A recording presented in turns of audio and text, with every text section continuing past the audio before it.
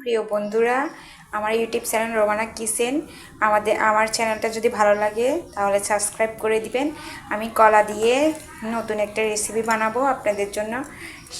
সেটা আপনাদেরকে দেখাবো কিভাবে বানানো হয়।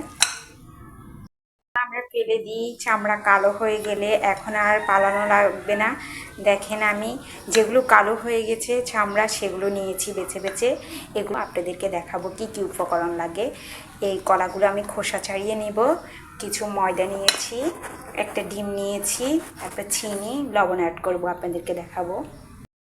বলে আমি সবগুলো কলা খোসা ছাড়িয়ে নিয়েছি এক এক করে। দেখেন, আপনাদের বাসায় কলা থাকলে দাগ পড়ে গেলে, কালো দাগ হলে আর পালানো লাগবে না। এভাবে আমার মতো নতুন নাস্তা বানিয়ে ফেলবেন।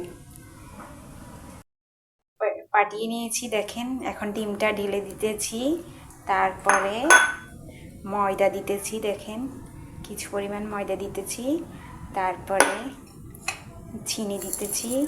চিনি অল্প দিলে হবে, যেহেতু কলাগুলো মিষ্টি, কলাতে চিনি কম লাগে। কলা তো যেহেতু মিষ্টি থাকে। আর আমি পানি দিতেছি, কিছু পরিমাণ পানি দিতেছি, সামান্য। দেখেন,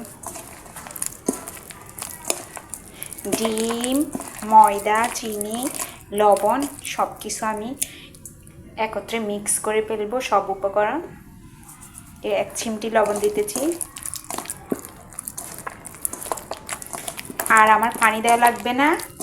এই দেখেন,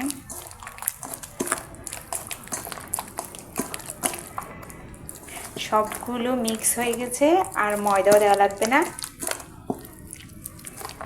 এখন বানানোর পালা।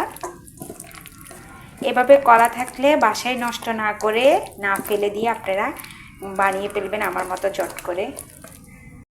পাত্রে আমি তেল গরম করতে দিয়েছি, তেল গরম হয়ে এসেছে। এখন এক এক করে দিতেছি পিঠাগুলা।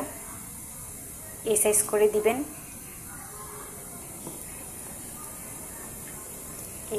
এই সাইজ করে সব পিঠাগুলো কমপ্লিট হয়ে গেছে। দেখেন কীরকম হয়েছে, সবগুলা ফুলে কি সুন্দর হয়েছে। দেখেন, ফ্লেভারটা অনেক সুন্দর, কলার একটা ফ্লেভার আসতেছে। আপনারা বাসায় কলা থাকলে এখনই দেরি না করে বানিয়ে ফেলুন। হয়ে গেছে, দেখেন খুব সুন্দর হয়েছে। আপনাদের জন্য পরবর্তীতে আরেকটা রেসিপি নিয়ে আসবো। আল্লাহ হাফেজ, আসসালামু আলাইকুম।